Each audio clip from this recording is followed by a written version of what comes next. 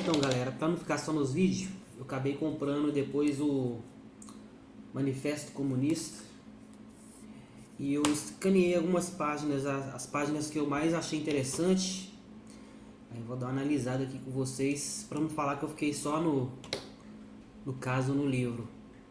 No caso, eu comecei aqui com a orelha, né, no finalzinho, um resumão aqui, ó. Marx nasceu em Trier, Alemanha, estudou direito nas universidades de Bonn e de Berlim. Em 1842 teve contato com o socialismo francês e um ano depois, após se casar, passou a morar em Paris, onde conheceu Engels. Os dois tinham muito interesse pelos movimentos operários e se tornaram grandes amigos. A convite da Liga dos Comunistas, redigiram em 1848 o Manifesto do Partido Comunista. Ou seja, aqui já fala aqui, ó, os caras redigiram as paradas a convite da Liga dos Comunistas. Não foi ou seja, não foi pensando no proletariado, já que já começa já falando. Não foi em benefício do proletário. Manifesto Comunista. Depois em Paris, Marx morou em Bruxelas, expulso sucessivamente da Bélgica, da Alemanha, da França, fixou residência em Londres, onde se dedicou durante anos à redação de sua principal obra, O Capital. Depois eu vou trazer com mais detalhes a vida do Karl Marx em outro livro que eu tenho, que eu comprei, bom pra caramba. Então aí, Friedrich Engels, aí já começa já a bizarrice, ó. Friedrich Engels, 1820-1895. Engels nasceu agora eu não sei como é que se fala, se é Barmen ou Berman, sei lá, Barmen, da Alemanha, e participou de movimentos de esquerda que pregavam o fim da religião tradicional e do Estado quando ainda era estudante. Aqui já vê que um dos objetivos do cara é realmente acabar com a religião. E se eu não me engano, na Alemanha é onde teve, né, a reforma protestante, Martim Lutero, se eu não me engano. Vou pesquisar, mas eu acho que é isso mesmo. Então, se eu não me engano, a maior parte do povo lá ou era católico ou era protestante, alguma coisa assim. Mas nessa época em específico eu não tenho certeza. Me dá um desconto aí porque eu sou só um desenhista. Eu não tenho noção de história assim. Eu pesquiso e eu vou estudando. Tá. Em 1842 transferiu-se para a Inglaterra, onde trabalhou na indústria de fiação de seu pai. Ou seja, o cara era filho de um cara da indústria, um cara rico. Ele era um burguês. De passagem por Paris, conheceu Karl Marx e com ele, além do Manifesto do Partido Comunista, escreveu vários livros. Em 1870 vendeu a indústria do pai e passou a se dedicar a estudos e pesquisa. Sua obra mais conhecida é A Origem da Família. Esse livro ainda não tem. A Origem da Família, da Propriedade Privada e do Estado. Esse livro ainda eu quero comprar ele. Então beleza, agora a gente vai partir para a segunda parte. Aqui, ó, segunda página.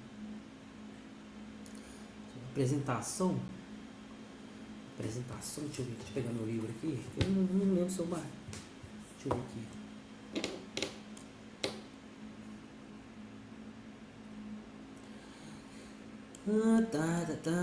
Filósofo, jovens filósofos alemães, Marx e Engels, ao pedido da Liga dos... Aqui, novamente, ó, então eles foram convidados, né, a redigir o Manifesto do Partido Comunista. Vamos lá. O Manifesto do Partido Comunista é o primeiro brado de comunismo para o mundo. É a sua apresentação como um movimento revolucionário. Olha pra você ver que lindo, né? E o catequismo, e outra coisa que eles tentam meio que relacionar o cristianismo com o comunismo. Eles têm essa pegadazinha assim, meio que messiânico. O catequismo dos comunistas, elaborado por dois jovens filósofos alemães, Marx e Engels, a pedido da Liga dos Comunistas, redigido em 1848. O manifesto prepara a revolução que haveria influenciar a política e a economia do mundo inteiro. Assim começa o manifesto, constituindo-se numa ameaça. Além de um grito de alerta, o trabalhador operário necessita de seu espaço digno na sociedade. Vou continuar aqui. Vou continuar. Manifestando. O trabalhador operar nesse seu espaço tinha sociedade, espaço que sempre foi negado por todos os regimes políticos. O oprimido, escravizado, simples instrumento de produção de bens. O trabalhador deverá se transformar em vítima do sistema enquanto todo um novo modelo de atribuição de todos os bens que estão concentrados nas mãos de poucos. Isso aqui é uma mentira, uma falácia, porque todo o movimento comunista, quem sempre assumiu o poder foi sempre os partidos políticos. Nenhum deles foi operário, nenhum que pegou o poder, não. Você pega ali a Revolução Russa, todos foi partido, bolcheviques e por aí vai. Nenhum deles foi o proletário que foi lá e pegou o poder. Mentira. Essa parte aqui, ó, eu destaquei. Diante de uma história de milênios na qual as camadas inferiores da sociedade sempre foram espezinhadas e oprimidas, mesmo após o surgimento do cristianismo, que pregava a igualdade e a fraternidade, a solução para romper essa opressão é a luta de classes que conduz necessariamente à revolução e, por conseguinte, a remodelação do regime político e do governo em que se exige necessariamente a participação das massas. Aqui, quando ele fala que o cristianismo que pregava a igualdade, isso aqui é uma mentira. Eu até anotei aqui, ó. Anotar o versículo que fala acerca da salvação. O evangelho aqui é porque é que a Bíblia, ela não prega a igualdade. A Bíblia ela prega a salvação, e a salvação ela é individual. Aí eu vim aqui, ó, até anotei aqui, ó, para deixar bem em Ezequiel 18, de 1 ao 30, só que eu vou ler as partes mais importantes. Mas dizeis, por que não levará o filho à iniquidade do por que não levará o filho à iniquidade do pai? Porque o filho procedeu com retidão e justiça e guardou todos os meus estatutos e os praticou, por isso certamente viverá. Ou seja, o filho não vai pegar, se o filho andar no bom caminho, ele não vai herdar as consequências do pai. A alma que pecar, essa morrerá. O filho não levará a iniquidade do pai, nem o pai levará a iniquidade do filho. A justiça do justo ficará sobre ele, e a impiedade do ímpio cairá sobre ele. Mas se o ímpio se converter de todos os seus pecados que cometeu e guarda todos os seus estatutos e proceder com retidão e justiça, certamente viverá e não morrerá. Ou seja, a Bíblia ela já está aqui falando que... Aqui já está falando em Ezequiel que o filho não vai herdar as consequências do pai. E que a salvação, já que por si só, já é individual. Em Mateus, porque o filho do homem porque o filho do homem há de vir na glória do seu pai, com seus anjos, então retribuirá a cada um conforme as suas obras. Então cada um vai ser julgado conforme as suas obras. Então nesse texto fica muito claro que no dia do juízo final os mortos serão julgados individualmente, cada um segundo as suas próprias obras. Quem foi encontrado no livro da vida será salvo, mas se alguém não foi encontrado, irá para o lago do fogo. O texto deixa claro que está falando de cada pessoa individualmente. E aqui um pedacinho do Apocalipse também fala também. Vi também os mortos, os grandes e os pequenos, que estavam em pé diante do trono. Então foram abertos os livros. Ainda outro livro da vida foi aberto, e os mortos foram julgados segundo as suas obras, conforme o que estava escrito nos livros. O mar entregou os mortos que eles estavam, a morte e o inferno entregaram os mortos que neles haviam, e foram julgados um por um, segundo as suas obras. Então a morte e o inferno foram lançados no lago do fogo, e esta é a segunda morte, o lago do fogo. E se alguém não foi achado escrito no livro da vida, esse foi lançado no lago de fogo. Esses versículos que está aqui, que eu deixei separado aqui em Mateus e Marcos, eles falam a mesma coisa. E no caso, se vocês forem pegar esses versículos na Bíblia, tanto em Marcos quanto em Mateus, vai estar a mesma coisa. E eis que, aproximando-se dele, um jovem disse-lhe: Bom mestre, que bem farei para conseguir a vida eterna? E ele disse-lhes: Por que chamas bom? Não há bom senão um só Deus, um que é Deus. Se queres, porém, entrar na vida, guarda os mandamentos. E disse-lhe quais? E Jesus disse, no caso o cara perguntou, né? Disse-lhe ele, quais? E disse Jesus: Não matarás, não cometerás adultério, não furtarás, não dirás falso testemunho, honra teu pai e tua mãe e amará o teu próximo como a ti mesmo. Daqui a pouco eu vou explicar. Disse-lhe o jovem: tudo isso eu tenho guardado desde minha mocidade, que me falta ainda. Disse-lhe Jesus: se queres ser perfeito, vai e vende tudo o que tens, dá aos pobres e terás tesouro no céu, e vem e segue-me. O jovem, ouvindo isso, essa palavra, retirou-se triste, porque possuía muitas propriedades. Disse então Jesus aos seus discípulos: em verdade vos digo que dificilmente entrará um rico no reino de Deus. Quando ele fala não entrará um rico, é difícil, né, entrar um rico no reino de Deus, não quer dizer que os ricos vão para o inferno. E não está impedindo a pessoa de ser rico. Mas aqui só está fazendo a ilusão, porque o que acontece? A pessoa, quando ela fica rica, ela meio que perde ela meio que perde um pouco da confiança em Deus. Não é da confiança, ela perde um pouco ali pode ser confiança mesmo em Deus. Pode ser confiança? Eu acho que pode ser confiança em Deus. Ela meio que ela deixa meio que de lado as coisas de Deus, e como ela acha que o dinheiro vai resolver tudo, ela meio que esquece ali a parte espiritual e fica mais focada na parte material. Então esse versículo mostra que um dos objetivos de Jesus é libertar as pessoas da religiosidade. Tipo assim, não adianta o cara ficar, eu faço tudo que a Bíblia diz, tal, mas o cara não está disposto a seguir a Deus. O cara não vai sacrificar por causa do dinheiro dele. Então, tipo, não adianta a pessoa ficar lá na igreja fingindo ser crente, se ela não serve a Deus de verdade. Então é isso que eu deixei separado esse versículo. Deixa eu ver essa parte.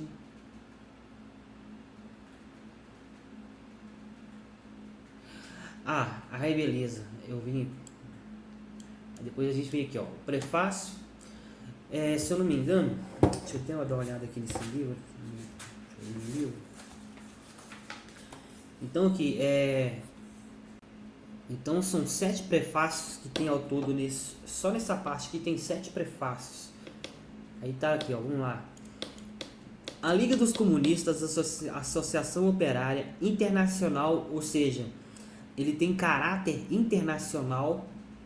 O que aconteceu com Mussolini, com Hitler ali no caso, o que eles fizeram? O fascismo, ele percebeu que o movimento socialista não ia ser mundial igual eles estavam querendo, que o objetivo deles era ser internacional, era no mundo inteiro.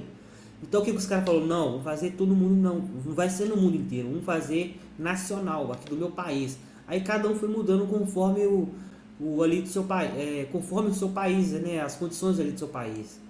Então vamos lá. A Liga dos Comunistas, a Associação Operária Internacional, que nas condições de então, evidentemente, só podia ser secreta.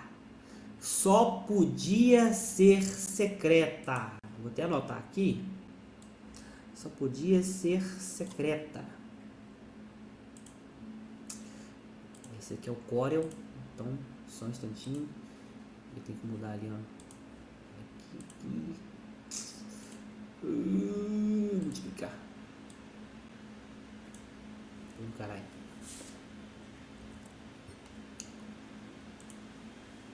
Tinha o contorno. Só podia ser secreta. Encarregou os signatários destes delegados ao congresso realizado em Londres em novembro de 1847, na redação de um programa teórico e prático pormenorizado do partido para fins de publicação. Ou seja,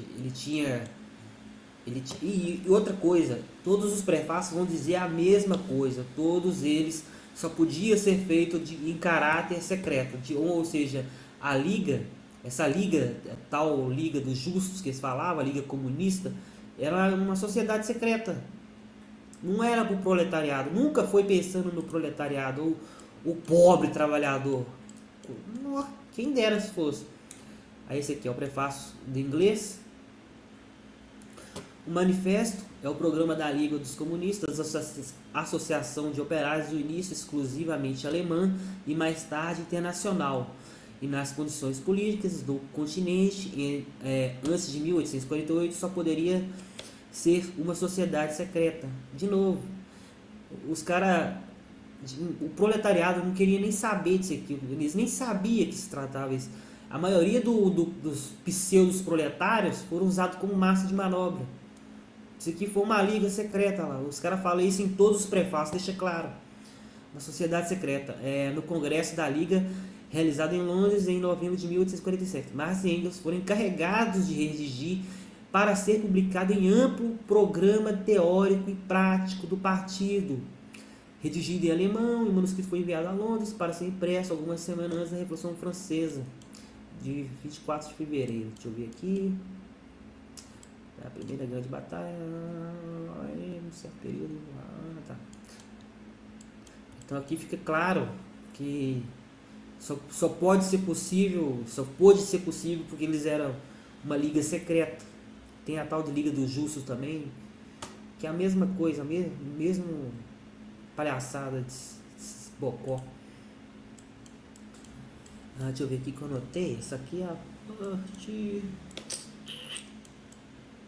Página 20. Deixa eu ver aqui.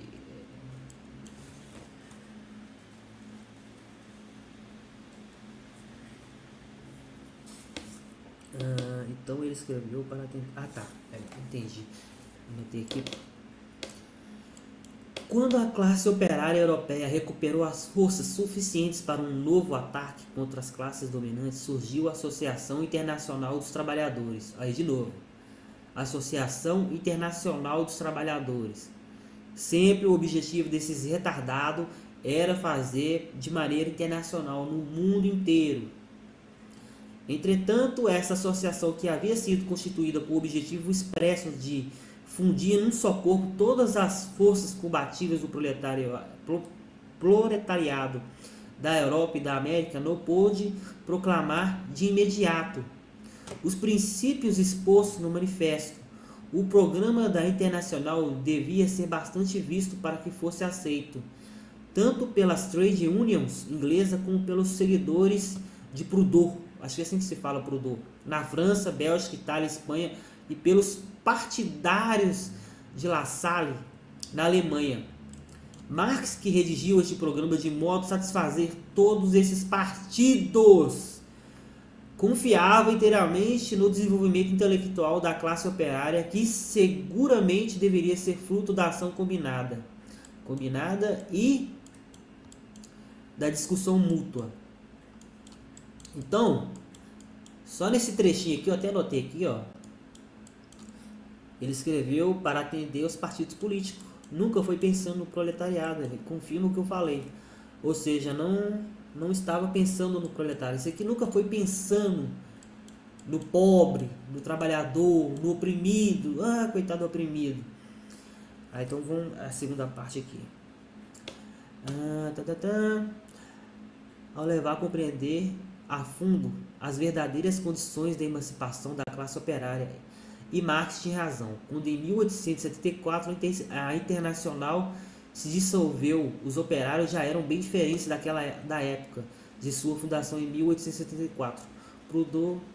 Prudonismo na França e lassalismo na Alemanha estavam agonizando até mesmo atrás de uma... Essa parte aqui só destaquei mesmo só para falar que não teve sucesso a implantação disso no modo internacional. Aí eu coloquei aqui Genebra. É porque Genebra, se eu não me engano, é onde está a sede da... Agora eu não sei se é da ONU ou da ONU ou do Fórum Econômico Mundial. Um desses dois ele deve estar lá, se eu não me engano. Deixa eu ver essa página. Página 22. Seguinte. Essa aqui é interessante. Olha porque que é interessante. Vamos lá. Vou começar desse ponto aqui. Assim, pois, a história do manifesto reflete em grande medida a história do movimento operário moderno. No momento atual, é incontestavelmente a obra mais difundida, a obra mais internacional, de novo, internacional, de toda a literatura socialista socialista. O programa comum de milhões de operários da Sibéria à Califórnia. Entretanto, quando foi escrito, não podíamos conferir-lhe o título de Manifesto Socialista. Oh, por que não? Vamos entender por que ele não pôde colocar socialista? Em 1847, por socialistas, entendia-se de um lado os adeptos dos diversos sistemas utópicos, os partidários de Owen na Inglaterra, os seguidores de Fourier, acho que é assim que fala, de Fourier, na França, ambos já reduzidos a simples meras seitas agonizantes. De outro lado, os mais variados charlatões sociais que prometiam sem qualquer dano para o capital e o lucro curar todas as enfermidades sociais por meio de mais diversos truques. Nos dois casos eram homens que viviam fora do movimento operário e que procuravam apoio de preferência junto às classes cultas. Pelo contrário, todo esse setor de operários que, convencidos da insuficiência de simples sublimações políticas, reclamavam uma transformação fundamental da sociedade, recebia o designativo de comunista. Era um comunismo mal esboçado, puramente instintivo, às vezes um pouco grosseiro. Apresentava, contudo, o essencial e se revelou bastante forte na classe operária para dar origem ao comunismo utópico. É outra desgraça. Aquele de Cabet, na França, do Wendling, na Alemanha, assim, em 1847. Ou seja, os caras só não colocou o nome Manifesto Socialista por causa de dois caras que eles tinham rixa com eles, velho. Tá aqui, ó. Esse cara não esconde nada, tá tudo escrito aqui, ó. E era para ser Manifesto Socialista. Aí por causa dessa rixinha colocou comunista. Só por causa disso, é a mesma desgraça. O socialismo indicava um movimento burguês. Oh, que interessante, hein? O socialismo indicava. Vamos aqui embaixo para começar para ficar melhor. Assim, em 1800, continuando onde eu estava, né? Assim, em 1847, o socialismo indicava um movimento burguês e o comunismo um movimento operário. Que interessante, né? O socialismo é burguês. O socialismo tinha no continente pelo menos sua respeitabilidade para o comunismo. Ocorria exatamente o oposto. No continente, pelo menos sua respeitabilidade. Para o comunismo, ocorria exatamente o oposto. E como desde sempre éramos parecer que a emancipação dos operários deve ser a obra dos próprios operários. Mas, na verdade, mentira, nunca foi pelos operários. Isso aqui só usava os operários por causa da dialética, né? Uso dos operários como massa de manobra. Predominante na produção de troca econômica, estudo social, que ela condicionava, forma básica, qual repousa, história política, de emoção, intelectual, base a partir de qual somente pode ser explicada desse fato toda a história da humanidade, desde a dissolução da sociedade tribal primitiva, com sua posse comum solo. Tem sido uma história de luta de classe, de classes, exploradoras, de exploradores, seu desenvolvimento uma etapa que a classe explorada e oprimida, proletária, não pode mais se livrar do jugo da classe do explorador, burguês, libertar ao mesmo tempo, de vez, toda a sociedade inteira, qualquer exploração, pessoa de visão, classe, multiclasse. A meu ver, está destinado a fazer ciência histórica da... esse aqui eu anotei por causa de Darwin. Você pode notar que... O que acontece? Você pode notar que Karl Marx era fã de Darwin. E só para quem não sabe, Francis Galton era primo de Darwin. E foi depois que o Francis Galton terminou de ler a obra de Darwin, falou: "Não, que legal, eu vou criar a eugenia". Eugenia é o que inspirou Hitler a fazer aquelas atrocidades toda que ele fez lá na Alemanha, lá, ó. A ideia de homem, de raça perfeita, veio desses palhaços aqui, ó, de Darwin e do primo dele, Francis Galton, ou outros dois imbecil. Agora que eu lembrei, por isso que eu marquei essa parte aqui, ó. Somente capacidade dos fatos históricos da humanidade. Aqui ele fala um pouco da ideia de exploração das classes, do oprimido. E algo que fica bem claro nessa parte, que foi até engraçado aqui. Dos servos da Idade Média nasceram os pequenos burgueses. Das primeiras cidades dessas populações, dos municípios, surgiram os primeiros elementos da burguesia. Aí você pergunta, o servo da Idade Média nasceram os burgueses? Aí você pensa, pô, só tinha três classes. Se eu não me engano, era o rei, né? O monarca lá, o clero, que era a igreja, e os camponeses, que eram os servos. Os servos, gente. Seja inteligente, pensa comigo. Você tem três classes: o rei, que é o monarca, o clero, que é a igreja, e o servo.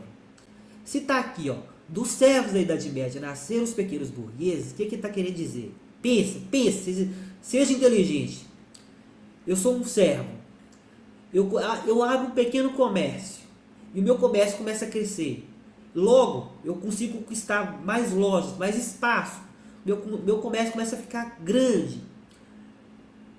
Ao mesmo tempo que o meu comércio começa a crescer, eu vou adquirir mais dinheiro, mais do que o clero e mais do que o rei. É só pensar, gente, é só pensar.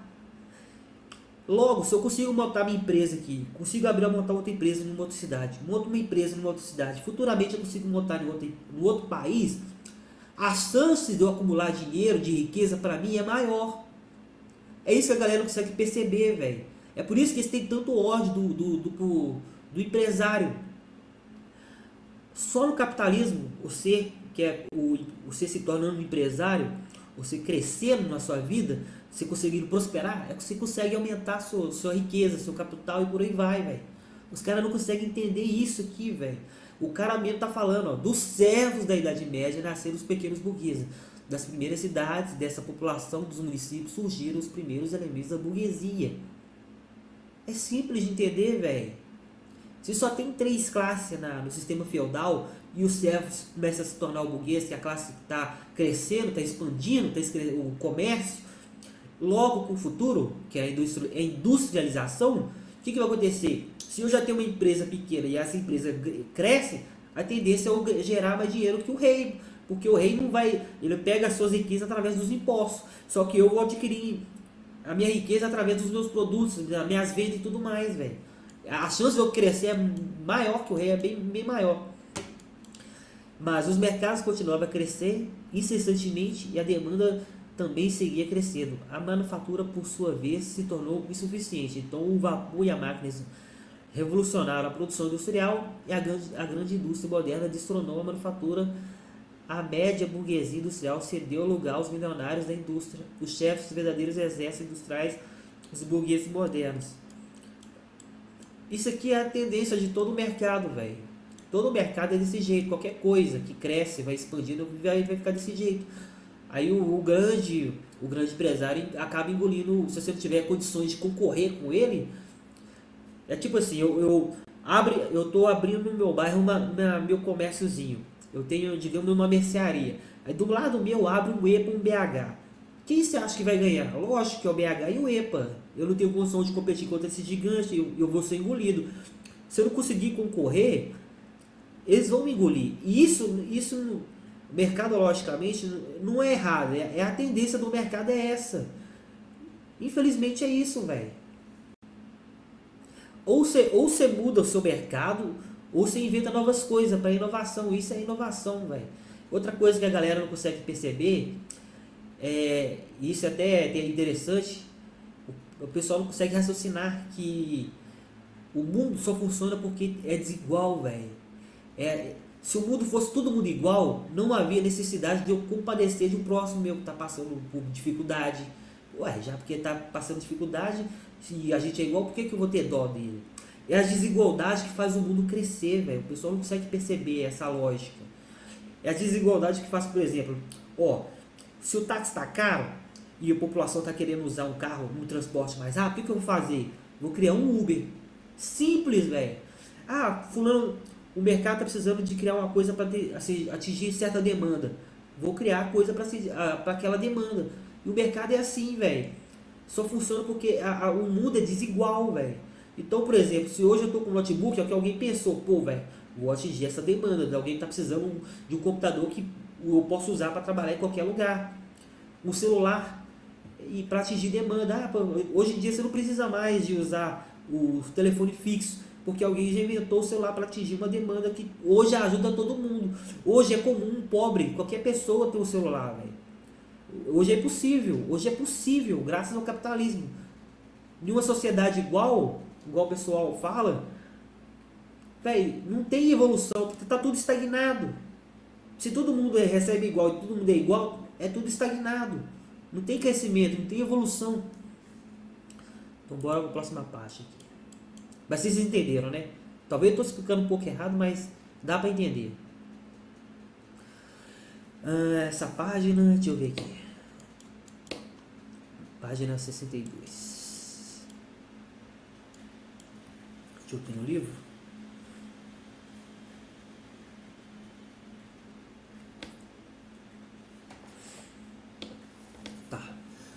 O objetivo imediato dos comunistas é o mesmo que aquele de todos os outros partidos proletários: constituição do proletariado em classe, derrubada da dominação burguesa e conquista do poder político pelo proletariado. Os caras querem o poder a qualquer custo. Só que quando os caras assumem o poder, aqui se você pegar na história, todos os caras que pegou o poder nesses golpes comunistas, nenhum deles foi o proletário, o pobre, o trabalhador. Todos foram partidos políticos. Todos foram partido político. O que caracteriza o comunismo não é a abolição da propriedade em geral, mas a abolição da propriedade burguesa. Será mesmo, gente? Isso aqui parece pegadinha. Eu vou mostrar porque que é pegadinha depois.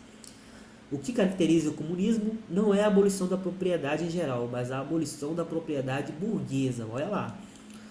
Ora, a propriedade privada de hoje, a propriedade burguesa, é a última e a mais perfeita expressão do modo de produção e de propriedade baseada em antagonismo de classes, na exploração de uns dos outros. Nesse sentido, os comunistas podem resumir sua teoria nesta fórmula única: a abolição da propriedade privada. Agora imagina, você custa para conquistar sua propriedade, seus bens, seu lote e suas coisas, aí vem alguém lá e toma. É bom fazer isso com os outros, né? Com você não, com os outros pode. Tipo desse jeito. Aí vamos lá. Essa aqui é a página 63. Nós comunistas fomos acusados de querer realmente abolir a propriedade adquirida pessoalmente, fruto do trabalho do indivíduo. Propriedade que se diz ser fundamento de toda liberdade, de toda atividade e de toda independência individual. Ué, não é não? Isso aqui não é não? Ora, se você ralou para conquistar seu sonho ali de ter uma casa própria, dos seus bens, isso não é a liberdade de conquistar suas coisas, não? A propriedade pessoal, fruto do trabalho e do mérito, pretende-se falar dessa forma de propriedade anterior à propriedade burguesa, que é a propriedade do pequeno burguês, do pequeno camponês, perguntando, né? Eu acho que propriedade pessoal, fruto do trabalho do mérito, pretende-se falar dessa forma da propriedade anterior à propriedade burguesa, que é a propriedade do pequeno burguês, do pequeno camponês. Não precisamos aboli-la. O desenvolvimento da indústria já aboliu e continua a aboli-la a cada dia. Ah, mentira, velho. Isso aqui só vai, a indústria só vai abolir ela se alguém tomar de você. Mas até então a propriedade é sua. Por que você acha que nas casas nos Estados Unidos não tem muro? Porque lá a lei diz, você pode atirar no cara que invadir sua propriedade. O cara que invadir sua propriedade, você pode matar ele. Porque você não sabe quem está pisando ali no seu lote, na sua terra. Por isso que não tem muro nos Estados Unidos. Mas será que o trabalho assalariado, o trabalho do proletário, cria propriedade para ele? Uai!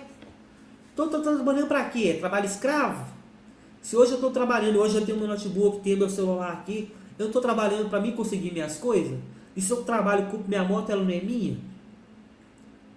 Você paga IPTU, né? Paga IPTU, você paga IPVA, ou seja, nunca é seu de verdade, né? Já pensou nisso? Por que você paga esse tanto de imposto e nunca é seu a parada? Já pensou nisso? Por que será, né? Por que será, né? De modo algum cria capital, isto é, a propriedade que explora o trabalho assalariado e que só pode aumentar sob a condição de produzir mais trabalho assalariado para voltar a explorá-lo. Em sua forma atual, a propriedade se move entre esses dois termos Antinômicos, capital e trabalho. Vamos examinar. Aí eles falam, vamos examinar a antinômia. Tá, aqui fica claro que os caras querem tomar seus bens, suas coisas, e que tudo que você trabalha praticamente em vão. Que você sempre vai ser explorado, né? Então pra quê, né? Essa é a página 66. Ou essa parte que me assustou um pouquinho, viu? Olha que cabuloso. Eu vou deixar essas partes aqui mais pra cima pra vocês darem uma olhada. Aí vocês vão pausando aí, vão olhando aí.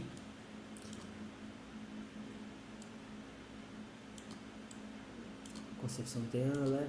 Essa é a parte que me... A abolição da família. Até os mais radicais ficam indignados com este infame propósito dos comunistas. Quando eu li isso aqui, eu falei, pô, velho, minha família não é a mais perfeita não, mas eu amo a minha família. Eu amo as minhas irmãs, o meu pai. Amo as famílias dos meus amigos, que sempre me acolheram bem, me trataram bem. Aí eu pensei, pô, os caras querem destruir a família. Aí olha outra coisa esquisita. Os comunistas não inventam a influência da sociedade sobre a educação, mudam somente seu caráter e arrancam a educação da influência de classe dominante. A influência de classe dominante, da classe dominante. Interessante isso aqui. Interessante porque eles mudam, né? Eles deixam a pessoa gado, cega. Para o burguês, sua mulher não passa de um mero instrumento de produção. Aí pra você ver, vai ouvindo isso aqui. Ouvi dizer que os instrumentos de produção devem ser explorados em comum e conclui naturalmente que o mesmo uso comum deverá atingir também as mulheres. Velho, quando eu li isso aqui, velho, eu pensei, pô, velho, mentira. Se o cara... ele tá falando aqui, se para o burguês a mulher é só um instrumento de produção, quer dizer que os comunistas vão poder usar elas da mesma forma, como se fosse um objeto, é isso mesmo? Vamos ler de novo? Eu entendi isso. Para o burguês, sua mulher não passa de um mero instrumento de produção. Então, para o burguês, ele acredita mesmo que a mulher para o burguês é só um mero instrumento de produção. Não faz sentido, velho. É um demente para escrever isso. Ouve dizer que os instrumentos de produção devem ser explorados em comum e conclui naturalmente que o mesmo uso comum deverá atingir também as mulheres. Eu entendi que se o pro burguês é um instrumento de produção, logo conclui que os comunistas podem usá-las da maneira que bem entender e dividi-las. Será que eu li isso mesmo? Será que eu estou interpretando errado ou é o que está aqui mesmo? Aí vamos lá. De resto, não há nada mais ridículo que o horror ultramoralista que os nossos burgueses sentem pela pretensa comunidade oficial das mulheres. Entre os comunistas não precisam introduzir a comunidade das mulheres. Ela quase sempre existiu. Essas duas partes me chamou a atenção e eu fiquei tipo, pô, velho. É cabuloso. Mas bora lá, vamos prosseguir. É estranho. Muito estranho.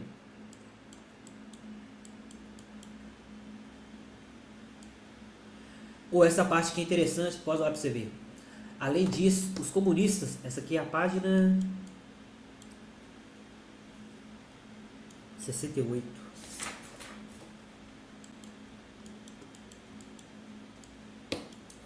Página 68. Além disso, deixa eu só pôr um cafezinho aqui. Aí tá aqui. Aí bora lá. Essa parte me chamou a atenção pra caralho. Uma ideia globalista. Porque Além de, porque eles queriam que fosse internacional. A ideia, vocês vão entender isso aqui mais pra frente. É a ideia globalista. Além disso, os comunistas foram acusados de querer abolir a pátria, a nacionalidade. Aí tá aqui. Os operários não têm pátria. Não se pode tirar deles o que não tem. Como o proletariado de cada país deve, em primeiro lugar, conquistar o poder político, erigir-se em classe nacional, torna-se ele próprio nação. Com isso, ele é ainda nacional, embora de forma alguma no sentido burguês do termo. No dia em que desapareceu o antagonismo das classes, no interior da nação, desaparece igualmente a hostilidade das nações entre si. Aqui o que acontece? O globalismo é um outro movimento político que ele é tipo um movimento, pode-se dizer que para mim é um movimento parasita, que ele tanto se beneficia da esquerda quanto da direita. Eu não sei se eu vou abordar isso nesse vídeo não, mas aqui quando eu terminei de ler isso aqui, eu entendi muita coisa nisso aqui. O que acontece? O que eu entendi? Eles queriam fazer esse movimento de comunismo no mundo inteiro. Logo, se você faz no mundo inteiro, e como todo comunismo, todo socialismo, ele é centralizador, ele ia tornar um governo único. Um governo único. Então, tipo, não vai ter nação. Se não tem nação, não tem a ideia de meu país, Brasil, o país ali da Alemanha, o país ali de Portugal. Então não tem essa ideia. Logo ele se torna um único partido, um único poder. E isso aqui, quando eu terminei de ler isso aqui, na hora eu lembrei que um dos primeiros caras que tentou fazer uma espécie de único governo mundial foi Nimrod, da Bíblia, lá na Torre de Babel, porque ele queria concentrar todo o poder em um só lugar, construindo a Torre de Babel. E foi ali que Deus pegou e destruiu ele e confundiu as línguas, para ninguém tentar fazer aquilo mais. É um governo único mundial. Isso aqui, tipo assim, não é uma teoria da conspiração. Se os caras aqui no Manifesto Comunista estão falando que o objetivo deles era fazer isso no mundo inteiro, tá aí, velho. E mais pra frente vai ficar muito mais claro por que eles estão querendo fazer isso. E por que sempre dá uma desgraça terrível. Sem dúvida, se poderá dizer, as ideias religiosas, morais, filosóficas, políticas, jurídicas, etc., se modificam no curso do desenvolvimento histórico. A religião, a moral, a filosofia, a política, o direito sempre se mantinham mesmo com essas transformações. Agora olha isso aqui, velho. Além disso, há verdades eternas como liberdade, justiça, etc., que são comuns a todas as camadas sociais. Ora, o comunismo abole as verdades eternas, abole a religião, abole a moral, em vez de renovar sua forma, logo contradiz todo o desenvolvimento histórico anterior. Véi, então o que a gente tem? O mundo hoje, a maior parte do mundo, a maior base dele foi o cristianismo. Então, tipo assim, você tem ali regras morais para você tornar a vida do ser humano um pouco mais civilizada. Então, quando fala não matarás, não roubarás, é para você, no mínimo, tentar ter um convívio com o outro ser humano. Uma harmonia e de igualdade entre as pessoas, de justiça entre as pessoas. Agora, se você tem um movimento que quer destruir a religião, que quer destruir os valores das pessoas e contradiz tudo que é desenvolvimento histórico, para que serve essa desgraça, velho? Ora, o comunismo abole as verdades eternas, abole a religião, a moral, velho. Você não tem moralidade? Em vez de renovar a sua forma, logo contradiz todo o desenvolvimento histórico anterior. Para que uma pessoa... Então fica claro o seguinte, velho. Essa desgraça de comunismo, socialismo e esquerda, ou a pessoa ela é enganada, ou ela é cega, ou a última coisa, ela é mau caráter. Isso aqui favorecia que a pessoas de mau caráter, velho. Uma pessoa que não tem moral, não tem uma base religiosa, não tem assim uma filosofia moral para ela seguir, logo a pessoa ela acha que pode fazer o que quiser com o mundo e por aí vai, velho. Isso aqui não é para pessoa inteligente, uma pessoa sã da cabeça. Não faz sentido, velho. Não faz sentido, velho. Pra que eu vou seguir um... Depois eu vou na outra parte do vídeo eu vou falar um pouco mais da história do Karl Marx. Velho, o cara morreu na miséria. O cara não tinha nada. O cara traiu a esposa. É isso aqui que os caras estavam querendo, velho. O cara vivia em farra, velho. Ele e Engels. O cara traiu a esposa com a empregada.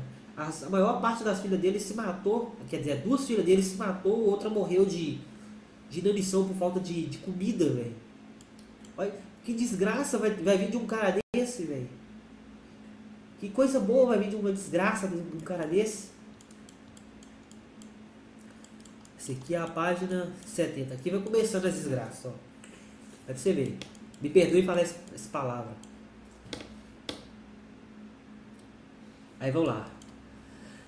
A Revolução Comunista é a ruptura mais radical com o regime tradicional de propriedade. Não é de surpreender-se no curso de seu desenvolvimento que ela rompa da maneira mais radical com as ideias tradicionais.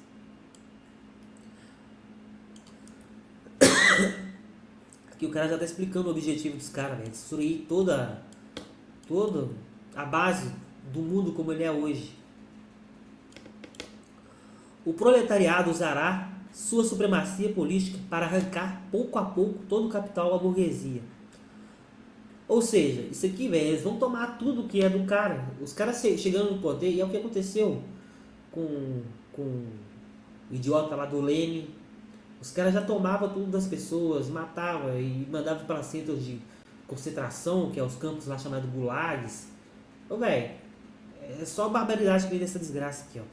A fim de centralizar todos os instrumentos de produção nas mãos do Estado, isto é, do proletariado, organizado em classe dominante, a fim de aumentar o mais rapidamente possível a massa das forças produtivas. Ô, velho, isso aqui é... Velho, todos os caras que chegou no poder através disso aqui, nenhum deles primeiro foi pelo proletariado. E depois que eles tomam o poder, todo o proletariado costuma sempre se fuder, velho. Porque o proletariado continua sendo proletariado. A vida dos caras só melhora. Você vai ver por que só a vida dos caras melhora e do proletariado nunca melhora. E outra, se você questionar o governo, você vai ver o que acontece com você. Aí aqui embaixo vem, essas medidas evidentemente serão bem diferentes em cada um dos diversos países. É por isso que Mussolini pegou e fez o nacional-socialismo. Porque ele era socialista, ele se declarava socialista. Nasceu socialista. E ele foi expulso do partido por causa de divergência, mas isso acontece em qualquer movimento, tanto comunista como socialista, nazista. Se alguém discorda, eles vão corta. Aí o que Mussolini fez? Pegou, como o país dele é diferente dos outros países, né? Ele pegou e fez o dele próprio, chamou fascismo. Mas é a mesma retardadice, a mesma mentalidade de idiota. Aí vamos lá, aqui ó. Aí tá as medidas. Aqui o cara tá ensinando as medidas. Vamos ver como é que são as medidas deles. Uma pessoa inteligente que ela vai falar, opa, vamos ver se essas medidas é boa. Pelo menos analisar, né? Aí vamos lá. Entretanto, para países mais adiantados, as medidas seguintes poderão geralmente ser aplicadas. Ou seja, pode mudar, né? Conforme o país, a forma como é que o país está seguindo aqui ali naquele momento. Expropriação da propriedade fundiária e emprego do rendimento das terras nas despesas do Estado. Olha, vai vendo. Imposto pesado progressivo. Qual o país que mais paga imposto no mundo? Deve ser o Brasil, né? Brasil, né? E o dinheiro nunca volta para o povo brasileiro. Em volta de reformas, de saúde. Vai vendo aí. Imposto pesado e progressivo. Abolição do direito de herança. Imagina você ralar sua vida inteira para deixar ali suas vitórias, suas conquistas para seus filhos, hein? Abolição do direito à herança. É, rapaz. Vai ficando cada vez mais esquisito isso aqui, ó. Vamos embora pro 4 agora. Confisco dos bens de todos os emigrados e rebeldes. É todas as pessoas que questionam o governo, né? Entendi. Qualquer coisa, né, que questiona o governo vai ser confiscado, né? Rebelde. Quem vai determinar que você é um rebelde ou não? Fica aí, né, na incógnita. Por isso que todos são governos do mal e tirânicos. Centralização do crédito nas mãos do Estado por meio de um banco nacional com capital de Estado e monopólio exclusivo. Isso aqui, ó, isso aqui é interessante porque acontece. A China, ela tem a China é o seguinte, a China ela tem o governo comunista, mas o mercado dela é capitalista. Ela, tipo, então ela separa esse governo com o mercado continua sendo capitalista, porque ela quer dinheiro para continuar crescendo, expandindo seus domínios, mas o governo interno, ele é comunista, ou seja, é um governo centralizador, não admite imigrados e rebeldes. Depois vocês pesquisam aí os empresários que subiram da China. Então ela funciona desses dois jeitos. E uma coisa que o pessoal acha que é conspiração, hoje não é. Na China existe um negócio chamado crédito financeiro, crédito social. Para quem viu, eu não cheguei a ver a série Black Mirror não, mas eu vi só um pedaço da série. Toda a espécie de dinheiro, a China onde aplica, todas as desgraças é testada primeiro em alguns países. Na China isso já tem lá, a moeda digital, ou seja, vai concentrar o poder tudo na mão do governo. E lá esse crédito social é o seguinte, se você não andar conforme o governo pede, lá deve ter as suas regras, as suas etiquetas e tudo mais, se você não andar conforme os caras querem, você vai perder ponto. Então, por exemplo, você não vai poder acessar certas coisas, se você questionar o governo, você vai perder outras coisas. E por aí vai, velho. É só desgraça. Isso não é conspiração. O pessoal, até um tempo atrás, achava que isso era conspiração, né? Mas hoje isso não é conspiração, é fato. Multiplicação das fábricas nacionais e dos instrumentos de produção, cultivo das terras incultas e melhoramento das terras cultivadas de acordo com o plano comum. Trabalho obrigatório para todos. Organização dos exércitos industriais, particularmente para a agricultura, combinação do trabalho agrícola e do trabalho industrial, medidas tendentes a eliminar gradualmente o antagonismo entre a cidade e o campo, educação pública gratuita de todas as crianças, abolição do trabalho infantil nas fábricas, tal como hoje ainda pratica a combinação. Isso aqui de fato na época deles lá era um fato, porque tipo assim, as crianças trabalhavam nas fábricas. Mas vocês entenderam por que todo o governo, todas essas desgraças vêm, principalmente dessas primeiras partes aqui, ó, imposto pesado progressivo, expropriação da propriedade fundiária e emprego, fundiário e emprego no rendimento das terras e das despesas do Estado, abolição do direito à herança, confisco dos bens de todos os imigrados e rebeldes, centralização de todos os créditos nas mãos do Estado por meio de um banco nacional com capital do Estado monopólio exclusivo. Centralização de todos os meios de transporte nas mãos do Estado. Véi, isso aqui... O governo tenta centralizar tudo, velho. Não é bom, velho. Sempre vira desgraça total, velho. Em classe dominante, como classe dominante, destruir pela violência. Pra você ver isso aqui, olha pra você ver. Muito democrático, assim. A galera de esquerda, a galera socialista, né? Muito democrática. Destruir pela violência o antigo regime de produção. Então destrói juntamente com esse regime de produção as condições do antagonismo das classes, destrói as classes em geral. E com isso sua própria dominação como classe. Vai pra você ver que maravilha. Destruir com violência. Muito democrático. Por isso que todos esses regimes e desses palhaços aí de Lenin, de Mussolini, de Hitler, gera essa desgraça toda. E teve lá na Romênia também, em outros lugares. Por isso que sempre vira essa mesma desgraça aí, ó. Aí aqui começa, eles vão falar um pouco do comunismo crítico utópico. Olha isso, velho. Isso aqui tá na página 83. É porque tem aquela galera que é mais utópica, né? Que já fica sonhando com o ideal utópico.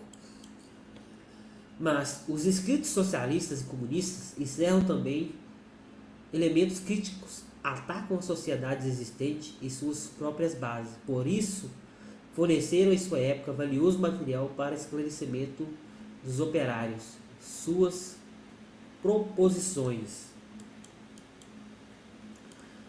positivas referentes à sociedade futura, como supressão do antagonismo entre cidade e campo, abolição da família, olha aí pra você ver, abolição da família, do lucro privado e do trabalho assalariado, olha que maravilha, hein? Proclamação da harmonia social e transformação do Estado numa simples administração de produção. Todas essas proposições nada mais fazem do que anunciar o desaparecimento do antagonismo das classes. Antagonismos que começam somente a se desenhar e o que os inventores de sistemas só conhecem suas primeiras formas indistintas e confusas. Por isso, essas proposições têm ainda somente um sentido puramente utópico. A importância do socialismo e do comunismo críticos utópicos está na razão inversa do desenvolvimento histórico. Não sou para vocês estranho, não? A razão inversa do desenvolvimento histórico é como se você pegasse, pô, a história está indo ali, aí você vai e inverte a história. Vocês entendem isso? Uma pegadinha?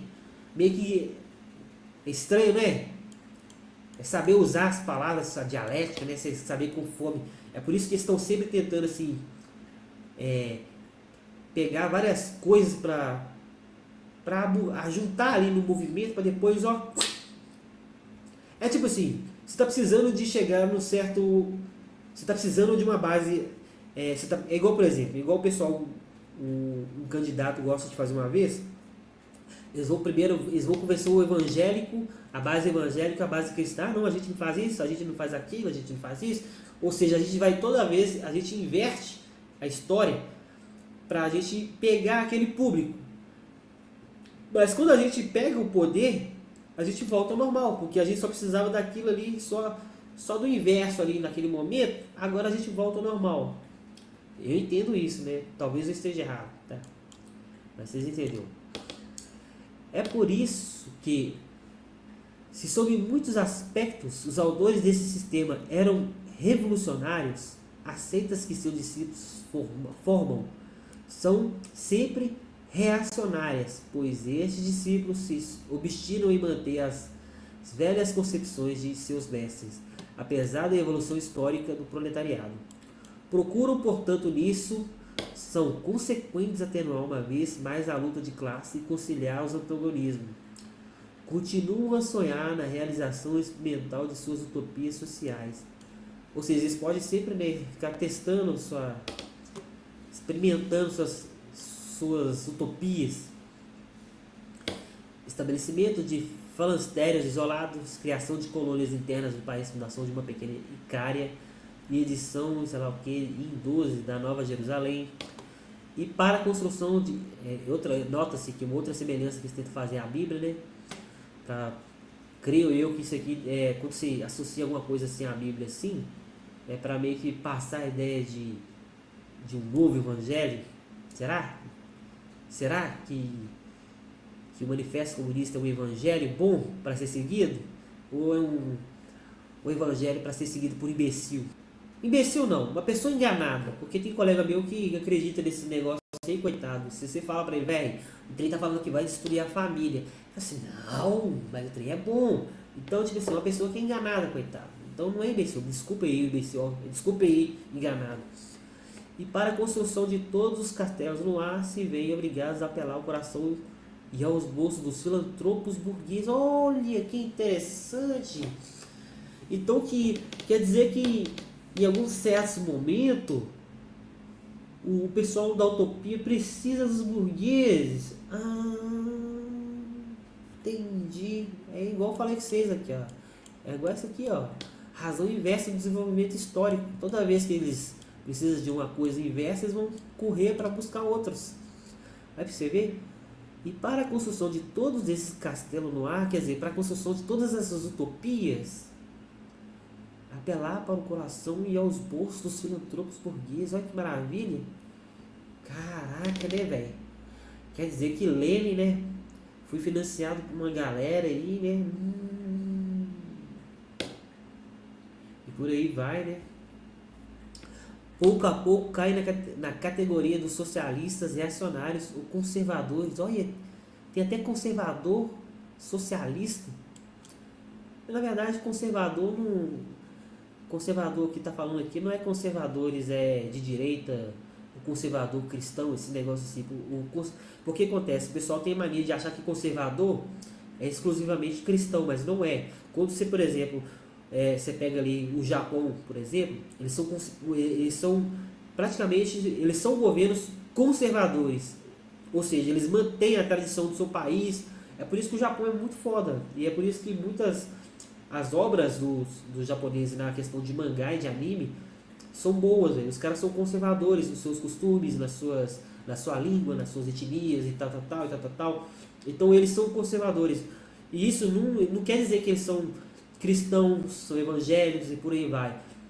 E ele é um povo que é shintoísta e um povo budista, ou seja, o conservador ele é aquele que guarda as tradições. Então o que quer dizer? Os socialistas conservadores é aqueles mais antigos que gostam de guardar os clássicos anteriormente descritos, e deles se distingue apenas por um pedantismo mais sistemático e uma fé supersticiosa, fanática na eficácia milagrosa de sua ciência social. Olha que bonito, né? Quer dizer que eles se tornam o quê? Pedintes, né? Eles se distinguem, né? Os conservadores aqui, os socialistas conservadores se distinguem dos outros porque eles não gostam de ser pedintes, igual certos socialistas ou comunistas utópicos que gostam de filantropos e burgueses. Vai entender, né? Eles gostam de burguês, mas depois que tomam o poder, ó, tchau pros burguês desse naipe. Tá. Essa aqui é a última parte. A última parte? Na Polônia, os comunistas apoiam o partido que vê numa revolução agrária a condição da libertação nacional. Isto é, o partido que desencadeou a insurreição na Cracóvia de 1846. Na Alemanha, o Partido Comunista luta junto com a burguesia. Olha, de novo, né? Luta junto com a burguesia. Sempre que esta assume a posição revolucionária contra a monarquia absoluta, a propriedade fundiária e a pequena burguesia. Mas em momento algum, o Partido Comunista deixa-se despertar nos operários uma consciência clara e nítida do antagonismo violento entre a burguesia e o proletariado, para que os operários alemães, na hora aprazada, saibam converter as condições políticas e sociais criadas pelo regime burguês em outras tantas armas contra a burguesia. Pra você ver, os caras são oportunistas, são parasitas, velho. A fim de que tão longo tenha sido destruídas as classes nacionais da Alemanha após começar a luta contra a própria burguesia. Aí pra você ver, tipo assim, eles lutam ao lado da burguesia, né? Porque estão financiando ali com dinheiro, né? Porque eles não gostam de capitalismo. Eles não gostam de dinheiro. Mas eles estão ali precisando de dinheiro para o movimento continuar, né? Que engraçado, que estranho. Aí quando eles conseguem chegar ao poder, eles veem as oportunidades, vão destruir a burguesia, porque agora a gente não gosta mais do dinheiro. Oh, que maravilha, hein? É brincadeira, né? Ô, velho. Só pessoa enganada acredita nesse trem aqui, velho. Os comunistas se recusam a dissimular suas opiniões e seus projetos. Olha, se recusam a dissimular. Ou seja, eles não precisam de dissimular suas opiniões. Proclamam abertamente que seus objetivos não podem ser alcançados senão pela derrubada violenta de toda a ordem social passada, muito democrático, né? Então eles têm que pegar em armas e ir lá matar os seus adversários e tomar o poder a todo custo. Uou, que democrático! Que as classes dominantes tremam diante de uma revolução comunista. Oh, que maravilha! Os proletários nada têm a perder, a não ser suas cadeias. Tem um mundo a ganhar. Oh, que maravilha! Proletários do mundo todo unidos. Oh, que bacana, hein? Os proletários, os trabalhadores tudo unidos para ir lá lutar, para ganhar o poder. Vamos tomar o poder, vamos tomar o poder. Brincadeira isso, hein, velho? Página 92. Aqui vai falar um pouquinho, eu acho que eu dei até uma pulada aqui, mas aqui vai falar um pouquinho da vida de Karl Marx. Eu vou trazer um outro livro melhor para falar da vida dele. Esse aqui fala só um pedacinho, mas olha esse pedacinho aqui, ó. Expulso da Alemanha e depois da França, em 1849, foi para Londres, onde viveu na miséria. O cara que pregava isso viveu na miséria. Nesse período se dedicou aos estudos de economia e traçou o esboço de sua obra principal, Capital. Em 1864 foi convidado a assumir a direção da Associação Geral dos Operários Alemães Internacional, para a qual redigiu o discurso inaugural e os estatutos. Passando por Paris, participou ativamente da definição dos programas dos partidos operários alemães e francês, continuou escrevendo em parceria com Engels, mas caiu doente, deixando sua obra máxima, Capital, incompleta. Embora a primeira parte já tivesse sido publicada, parte em 1867, as duas outras redigidas por Engels a partir de notas de Marx foram publicadas entre 1885 e 1894. Doente, assistindo à morte de sua esposa em 1881 e depois de sua filha em 1883, Marx não resistiu, vindo a falecer no dia 14 de março de 1883. E o inferno agradece essa grande contribuição que ele teve com o mundo de tanta desgraça que ele fez. E aqui vem lá o que eu falei logo no início, a vida do Friedrich Engels. Nasceu em 1820 em Barmen, Alemanha, e faleceu em Londres em 1895. Como estudante de filosofia, participou de um movimento de esquerda que visava a derrubada da religião tradicional e do Estado existente. Em 1852 foi para a Inglaterra trabalhar na indústria de fiação de seu pai, em Manchester, de passagem por Paris em 1844. Conheceu Karl Marx, quem se tornou juntos amigos, participaram da fundação da Liga dos Comunistas em 1847, redigiram o célebre Manifesto Comunista do Partido Comunista. Em 1858, Engels tomou parte da ressurreição alemã, foi sufocada, sobre a qual escreveu o livro, Revolução contra a Revolução. Voltando para a Inglaterra, a fim de assumir a direção da indústria têxtil do pai. Lá encontrou Marx, fugindo das perseguições que lhe moviam as polícias de vários países da Europa, que ajudou financeiramente. Praticamente o Engels ajudou a vida dele inteira, até com os filhos dele, se eu não me engano. Em 1870, Engels vendeu a empresa de fiação de Manchester e mudou-se para Londres, onde passou a se dedicar exclusivamente de seus estudos, pesquisa, além de tomar parte da vida na luta. Um cara rico, que largou tudo para servir a causa dos trabalhadores. É um cara de um bom caráter moral. Vai pra você ver, queria destruir só a religião.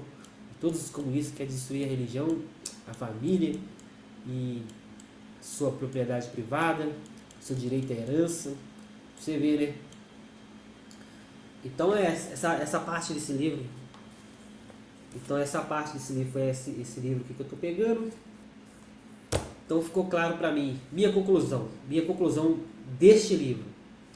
A pessoa que segue essas coisas, ou ela, coitada, ou ela é enganada, ou ela é cega, ou ela é mau caráter. Porque ficou para mim bem claro que essas três coisas. Agora, qual o objetivo principal desse livro? Quando eu terminei de ler esse conjunto de desgraça, o que eu percebi? Ele, quando você leva para a Bíblia, e quando você lê ali no Apocalipse que em breve vai vir um governo único, mundial, que vai ser governado pelo Anticristo, esse tipo de governo, ele é ideal para o Anticristo. Toma tudo dos seus ele prende, né, os seus opositores, ele é centralizador, Ou seja, ele vai centralizar todo o poder nele. E quando fala que a pessoa só vai poder comprar e vender, isso aí para mim fica claro que quando eles colocar a moeda digital de forma mundial, vai acabar com a seu direito de compra a bel prazer, tudo vai ser controlado. Ou seja, só confirmo mais uma vez que a Bíblia estava certa. Então você vê que o Manifesto Comunista corrobora com tudo isso, velho. Então fica claro para mim que o comunismo, o socialismo, ele é tipo, ele é o sistema de governo que o anticristo vai usar em breve. Ficou claro para mim isso.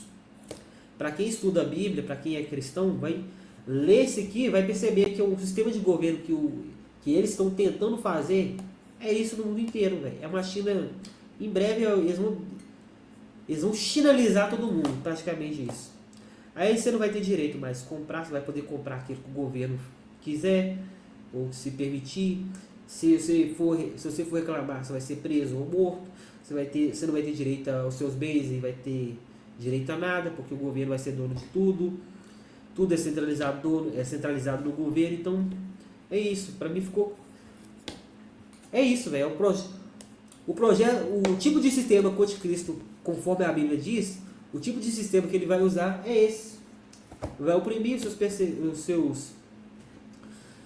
Quem não concorda com o governo vai ser oprimido, vai ser escravizado e por aí vai. Se você não concorda, vai ser morto.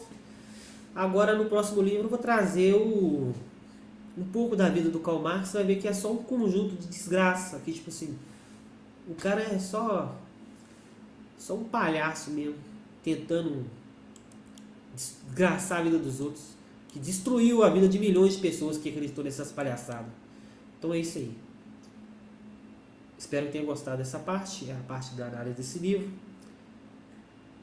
E tá aí a minha resposta pra galera que, você devia ter estudado. Então galera, chegamos ao final do vídeo. Essa foi a minha análise do livro Manifesto Comunista. Então ficou bem claro para mim que quem é de esquerda, quem é socialista, quem é comunismo, quem gosta desses negócios de comunismo, socialismo, quem é de esquerda, só tem três opções: ou ele é enganado, ou ele é cego, ou ele é mau caráter. Porque para mim, com a leitura do livro, ficou bem claro quais são as intenções deles, quais são os objetivos dele. Quando você pega o livro do Manifesto Comunista e compara com a Bíblia, você repara que, conforme está em Apocalipse, que descreve a vida do anticristo, um governo único mundial, ele bate com o sistema que está descrito ali na Bíblia, que é um governo único, centralizador, que vai prender as pessoas que são opositores, vai ter ali a única moeda, um único governo. Então ele corrobora com tudo que a Bíblia fala sobre a vida do anticristo e como é que vai ser o modelo do anticristo. Então ele é um modelo político ideal para esse tipo de barbaridade que está por vir, que em breve vai acontecer e já vem acontecendo, embora as pessoas não acreditam, né, e tenha acontecido. Só quem percebe, ou quem estuda, ou quem vê isso no dia a dia consegue entender as coisas espiritual. Então é isso. Lembrando que eu não sou um historiador, eu só sou um ilustrador, designer, e recentemente estou indo para a área de tatuagem. Aí segue aqui abaixo os links abaixo do meu Instagram, do meu site. Em breve, se Deus quiser, vou estar lançando minha história em quadrinho, que é uma história de ficção cristã, de ação, bastante porrada. E lá no meu site, na parte de projetos, vocês vão ter acesso a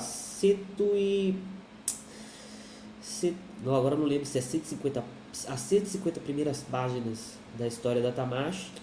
Tem também as 6 primeiras partes da história de The Graver Deadman, de um quadrinho que eu lancei, se eu não me engano, em 2018. Se eu não me engano, a data de 2018, lá no FIC. E aí fica o convite para vocês comparecer lá no Instagram, quando tá conferindo no Instagram, geralmente é onde eu posto meus trabalhos mais recentes. Então é isso aí. Aí fica com esse final de vídeo. E no próximo vídeo, para encerrar tudo, eu vou fazer só uma leitura de um livro falando sobre a vida, focado na vida do Karl Marx. Vocês vão ver que tudo é um conjunto de desgraça que não contribui com nada no mundo. Eu acho que qualquer pessoa séria, inteligente, nem acreditaria nesses negócios. Então, falou!